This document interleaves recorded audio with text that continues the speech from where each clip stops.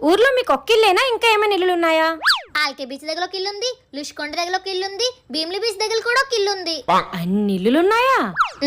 ఆ బీచ్లకి వెళ్ళిన ప్రతిసారి నేను ఇసుకలో ఇల్లు కట్టుకునేదాన్ని. నేను అడిగింది ఇసుకతో కట్టుకునే ఇల్లుల కోసం కాదు, ఇటుక సిమెంట్ తో కట్టుకునే ఇల్లుల కోసం. అలాంటివి ఎట్లా ఏవమ్మగాలు?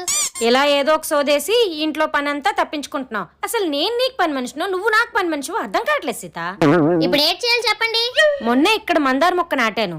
ఆ మొక్కకి రోజు నీళ్లు పోయి ఆ వేర్లు గట్టిపడి మొక్క బాగా పెరుగుతది. అలాగే అమ్మగాలు. 1 week later. సీత, ఏ ముహూర్తాన్ని నీకు ఆ మొక్క అప్పచెప్పానో కానీ కంటికి రెప్పలా చూసుకుంటున్నావే. చూసుకుంటున్నాను గాని మొక్క పెరగట్లేదు, లోపల ఉన్న వేళ్ళు గట్టి పడట్లేదు అమ్మగాలు. లోపల వేర్లు గట్టిపడలేదని దీనికెలా తెలుసు? వేర్లు గట్టిపడలేదని నీకెలా తెలుసే? రోజు పీకి చూస్తున్నాను కదా అమ్మగాలు. నీ పెంట మొహాన్ని తీసుకెళ్లి పెంట్ హౌస్ లో పెట్ట.